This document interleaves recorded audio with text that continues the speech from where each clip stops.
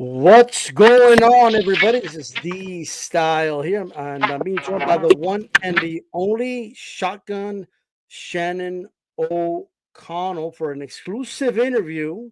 Have some questions, and we'll go from there. How's it going, Shannon? I'm good. How are you? I'm doing very good here on my end. First of all, before anything, I just want to go back to December. You had to fight with Jazzy Parr. You did get the win. You were, according to the bookies, a big underdog. I remember on the lead up to the fight. Um, I know a lot of content creators, people that talk boxing and do predictions, and the feeling was, well, I think this is the end of Shannon O'Connell. I think Jazzy Parr is younger; she's going to win. It didn't quite go that way. You did get the victory. Looking back to that fight, that whole experience, what you make of your performance, and what do you think about what people were saying and being such a massive underdog against someone who had a lot less experience than you?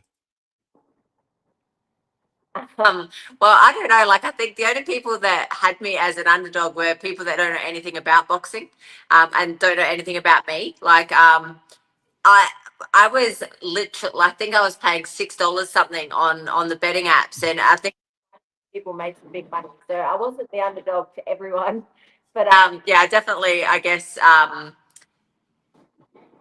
shut a few people up. I don't know, but I think it also scared a few people off. Everyone thought I was at the end and get it while we can, and they sort of maybe realized that it wasn't such a good idea. Okay. Now there was one thing, because you did mention people didn't quite like know about you. I think there's a lot of people that have only seen you fight maybe once or twice, and a lot of that was with a very bad shoulder injury. So you were kind of limited. Um, so there was a lot of talks about you just being a brawler. Oh, she's just a come forward brawler. She likes to trade. That's her style. So that's why Jazzy's going to beat her. That's a style that you cannot fight like that at the age of 40. Just coming forward and just throwing punches, caution to the wind. A lot of people don't seem to understand you have an amateur background. You could have gone to the Olympics, but there was a financial issue that didn't allow you to do that.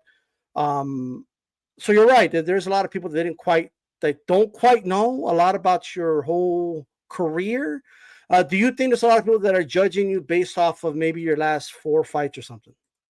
Yeah, 100% they were. But a lot of people, I think, probably know I had an amateur career, but just underestimated my amateur knowledge. I'm not sure, but I actually found it really exciting. So that when we accepted the fight, like I sat down with my coach, pretty much said, Jazzy Parr's never had an amateur fight. She has just come straight from Muay Thai to the pro boxing. She doesn't know the skill of amateur boxing, so we're going to bring her back and we're going to outbox her.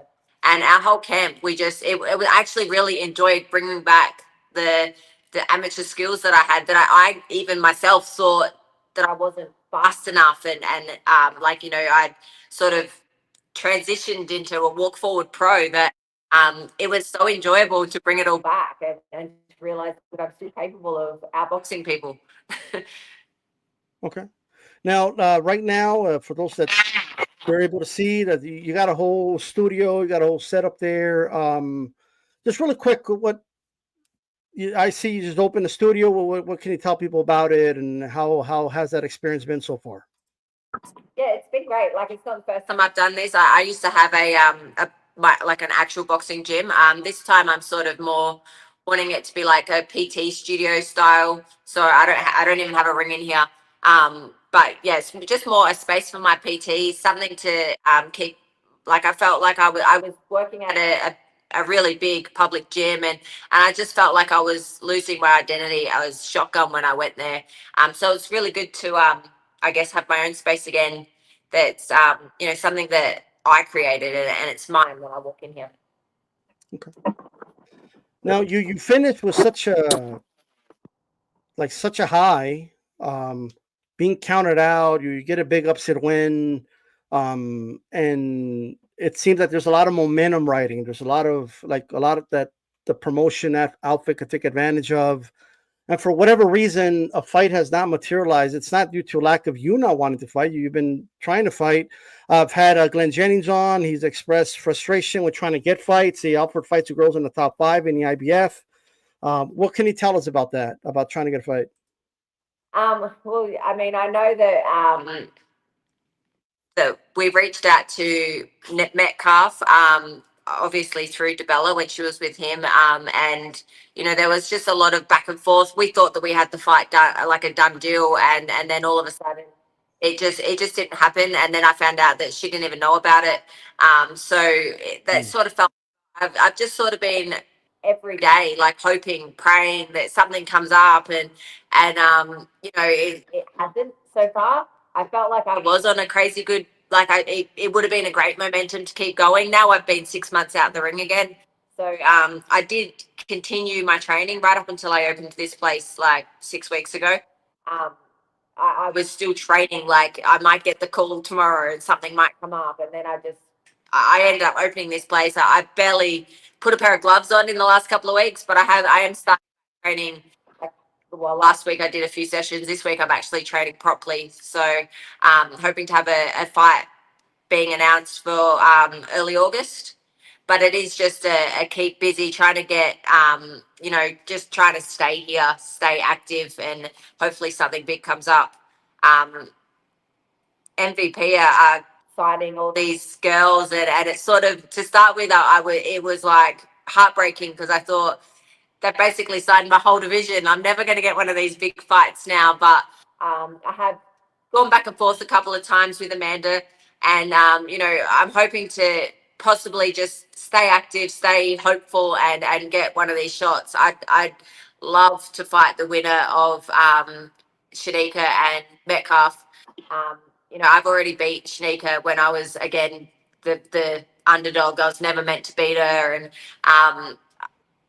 I was her first loss. She's only had 2 losses. So, and I've been, like I said, I've been trying to get Metcalf for a little while now. So I'd love to fight the winner. I'd love to be in that fight to start with, but I mean, even more so, I'd love to fight the winner. And I guess I just got to stay hopeful that'll come off. So it seems like when you won, they didn't have a plan because it feels like they didn't expect that. Like they were kind of like, well, we weren't expecting this. That's how it feels in a way. There was definitely no intentions of me winning that fight. Yeah, I beat their girl, and that was never ever supposed to be that way. Yeah. So obviously that win, how it went, you got the win out. Now you just said you're going to have a fight soon, early August. Stay busy fight. Is there by any chance you could reveal the name or no? No, I'll leave it for the promoter to announce that. But yeah, I would say, as far as I know, contracts are signed, so it should be announced soon. Okay. All right. That's fair enough. What can you tell us about? There's going to be people with questions. There's going to be people wondering, well, all fighters say they're fine, this, that, and the third, but what can you tell us about? You had a very real injury. You were supposed to retire. You were too stubborn and didn't want to retire. So now you're back. And and it looks, not only have you made a recovery, you've had 3 fights since then. It looks like you're going to have a 4th one now. What can you tell to anyone out there, a hater, supporter, it doesn't really matter, anyone who's questioning, like, well, I mean, she's old and she's injury prone. Like that might be like something people may be wondering. What do you have to say about that? Look, I mean, I'm 42. I'm not going to say I'm a baby, but I feel like even I feel like I'm better now than when I was 32. Like I feel good. I don't live an unhealthy life, so I feel fit. I feel healthy. Probably as I'm getting older, I'm getting wiser with the way I'm training, with the way I'm fighting, the way I'm looking after my body, I guess, because I've been forced to. But I feel like I'm in a better position now, regardless of my age, than what I was probably 10 years ago anyway. So I mean, haters are gonna hate. They're always gonna hate. There's always gonna be something for someone to say, and I don't even listen to it. I probably 3 or 4 years ago I listened to too much of it, and now I literally just block. People can say what they want to say. I know I feel great. I know that I'm not done yet, and all I need to be given is one more opportunity, and that'll be enough for me. And I mean, yeah, I'll to try. Like, if they want me to go through a couple of people to get to that spot, that's fine. I don't care. The more the better. I just want to find, like, I just want one more shot. Hey, that's fair enough. Now, I want to go a little more back. I don't know if there's been any result out of it, but for those that don't know, you had to fight with Miyamoto late last year. I remember watching the fight. You were doing really good, and then an unexpected clash of heads happens. You're bleeding all over the place. There's a big gash. You're stumbling to the corner when the ref takes you over to the doctor. Do you remember anything after the clash, like about that fight? And by the way, also this was after the second minute, and they did it 2 rounds in a row as well. Yeah. So the I think the first round went for 3 minutes, and then the second round went for like 2 minutes 50 or something ridiculous like that. And the head clash happened at like 2 minutes 15. So we should not have even been boxing. I clearly won that first. I think even the judges still gave me that first round, even with the head clash. So we shouldn't have been boxing when the head clash happened. And it was on my temple, and it felt like, and there was, I think even after that first one, there was quite a few more head clashes after it, and I just felt like I was getting hit with a baseball bat every time we clashed heads. Miyamoto's got a hard head, I can say that. But no, nothing has come from it. I would have thought there would have been, even the fight turned, like the result turned over, made a no contest. Like, it was, that's fight. We fought for the first 2 rounds. That's a round and a half. Like, I think the men fight 3 rounds, but we don't. They don't fight 4 minute rounds when they train for threes. We train for twos, and they put us in, and with the first 2 rounds went for 3 minutes. There was injuries happening, which happened in that third minute, which I don't know. I don't really understand why it's just been swept under a rug. I think it's quite disgusting, but it is what it is. Were you concussed or anything due to the headbutt? Yeah, it's actually the first time I proper felt concussed. Like, and I didn't realize. The next day, I think after we had breakfast, and I was like, "Whoa, I feel dizzy," and then all of a sudden, I was like, I was going to be sick, and everyone said, like, "That's concussion. You're concussed." So I went and got, and like, I mean, I've had a lot of fights, and I've never felt that way. So I've had a lot of hard fights. So I went and got a brain scan, and I got it all cleared just for my own peace of mind. Like, I've got 3 kids. I didn't want to think that I could keep going if there was proper injuries. But yeah, I was definitely concussed, but I got cleared for my next fight. So I went and personally organized the brain scan myself. You got cleared and you won the fight. Yeah. So there you go. Probably that head clash is why I fought after the head clash is probably what made their team want the fight. So really stuff. It's what can you tell us about some of the other? I know you mentioned Metcalf. Can you tell us anything about any other opponents you were trying to get in the ring with, and were any other offers made? We tried. Glenn, as far as I know, contacted everybody in the top 5 for the IBF, and there was always there was always a reason why the fight couldn't happen. It was generally ridiculous money, which I mean, we're not MVP. We can't pay all this ridiculous money, and there was always a reason that the fight couldn't happen. It was yeah, we couldn't get it. They even offered, because we couldn't, because I was trying to get the IBF intercontinental, because then that would have made me the mandatory if I got that. We even tried offering a rematch to Jazzy Parr, after the way she carried on saying she got robbed. So we offered her the rematch for that intercontinental belt, and she turned it down. So it's just found it like that belt's still vacant, and I'm like, I'm here ready to fight for it, but I can't get anyone in the other corner. So you could confirm that Jazzy Parr or team declined the rematch.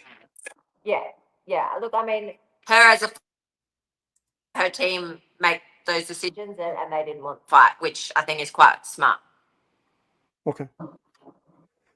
I personally think, she's got a new trainer now, and that like great. I'm happy for them that, but she might learn a lot from them, but you don't just learn something and put it in the ring the next day. So it's going to take her a while to try and think that she's got 20 years worth of skill that I've been banking up. Mm. Well, I kind of want to ask you this. So, if you, what do you think about what's happening right now with MVP? It seems like they're making a very strong, aggressive move towards promoting women's boxing specifically, which other promoters have been, as far as like Matchroom, for example, like made strides, but this is at a level that we never quite seen before. I haven't anyway.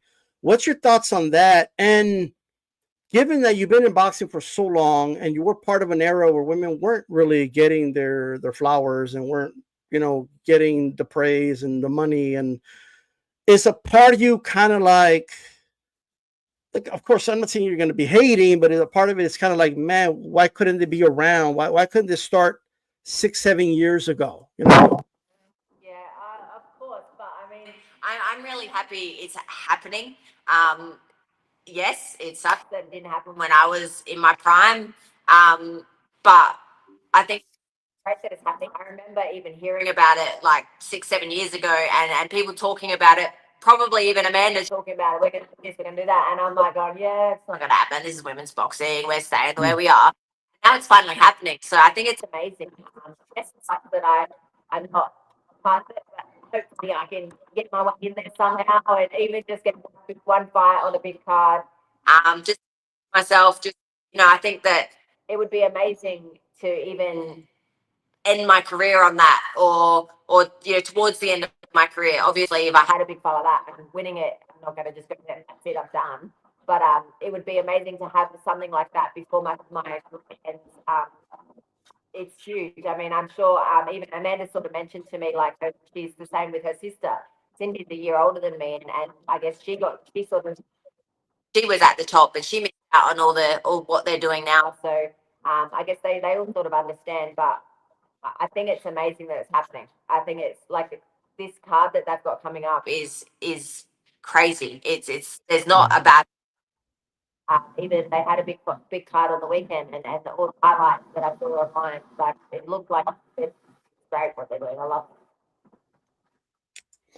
Now, I did see your story on Instagram, and you already touched on it, but just to expand a little bit. So,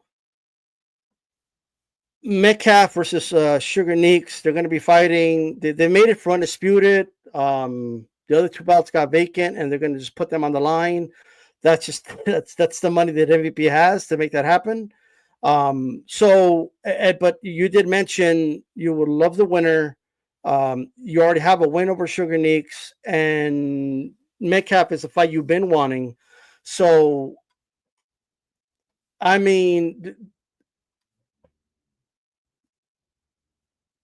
would you want it like right after this next fight, like immediately? Is it kind of like your hourglass run now? You want to get it done now? Are you willing to wait? Like, what are your thoughts? Look, I'm willing to wait. Obviously, I want it I want it tomorrow.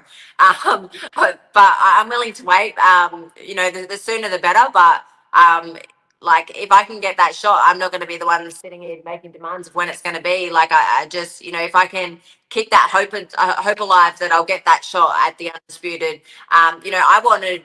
I started this year with I wanted a shot at one more shot at a major world title. The thought of even now going, why not four? Mm. I'll wait. If they want me to wait, I'll wait. As long as I get that shot, I don't care. I don't care when it is. It could be my birthday, it could be Christmas Day. I don't care. I'll take it whenever it's there. So the reason I'm asking that is so there is no concern as far as, well, we want you to fight this girl over here or this girl over here, and if you win that fight, you get the fight. You don't have a problem. Anyone in the division can get it if it means you can get to that world title shot. Oh, 100%. I'll do whatever I have to do to get there. If I haven't proved myself already, I'll if they need me to fight a certain person, whatever, set it up. I'll do it. I'm done. I'm there. I'm there tomorrow. That's right. There's definitely no waiting here. Now, I want to kind of ask you. It could be a tough question, but it could kind of put you on the spot a little bit. But do you think? Are you disappointed with the fact that you haven't had a fight?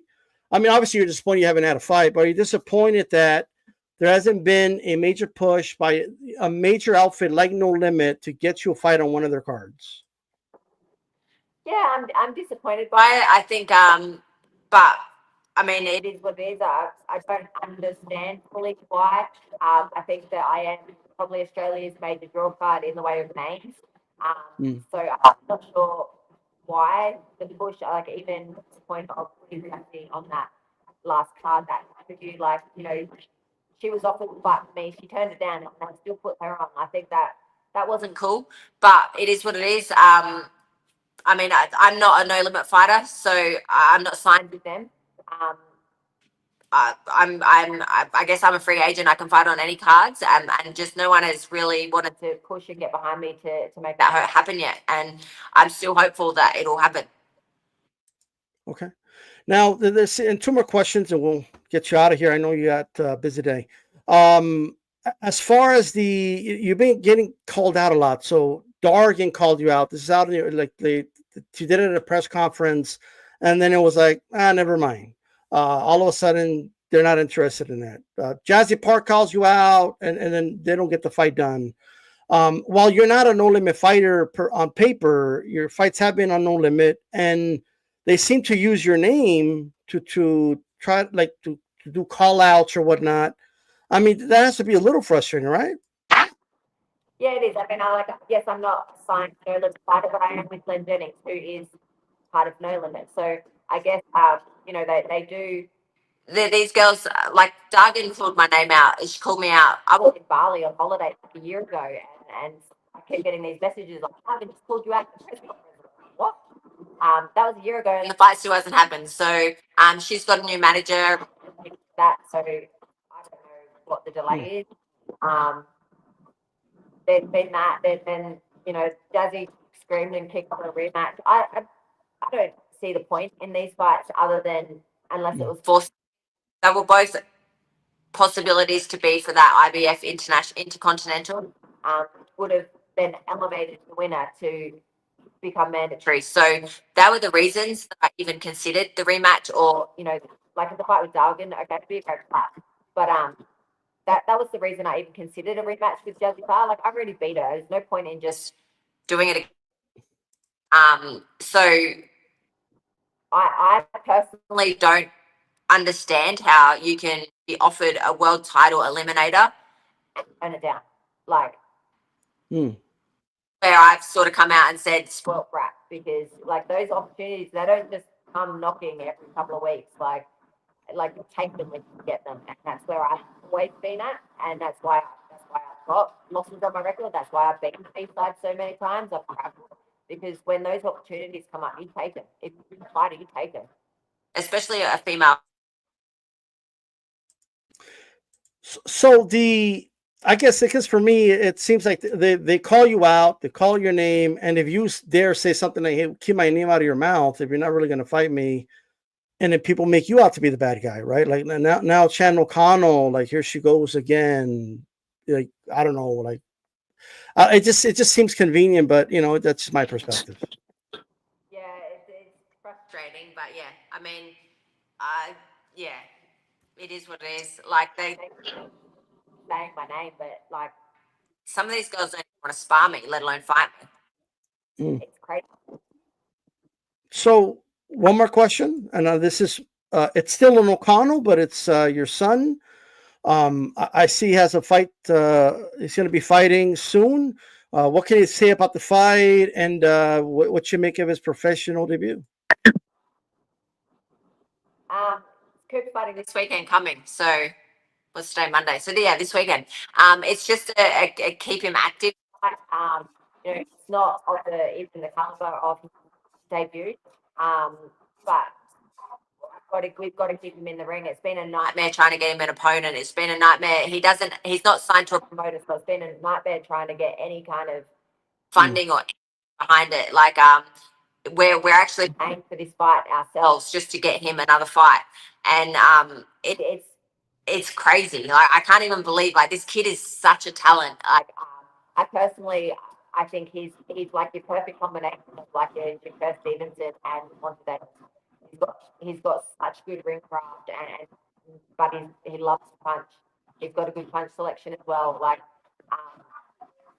I think this weekend and hopefully we can just keep them coming until I don't know whatever number he has to get to before someone will look at him and sign him and take him to where he needs to go, where he deserves to go.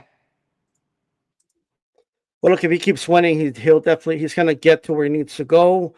I mean, I will say, given his accomplishment being the youth world champion, I think he should have a promoter backing him at this point. But hopefully, he'll get there soon. Shannon, I know you have a busy day. Any last words before we let you go? No, thanks for having me again. Until next time. Hopefully, I've got some big news next time.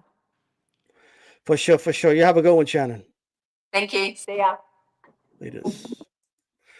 All right, guys. Look, a lot I want to say about what I just heard a moment ago, but it just is what it is. If I'm not a fan of fighters paying for their own fights, but that just is what it is. What are you going to do? With that said, I got to get going, guys. It's going to be a long, long day. I still got a lot of things to do. Appreciate everybody that tuned in live. Make sure you share this video on all your social media platforms. Short form content coming out soon and all that good stuff.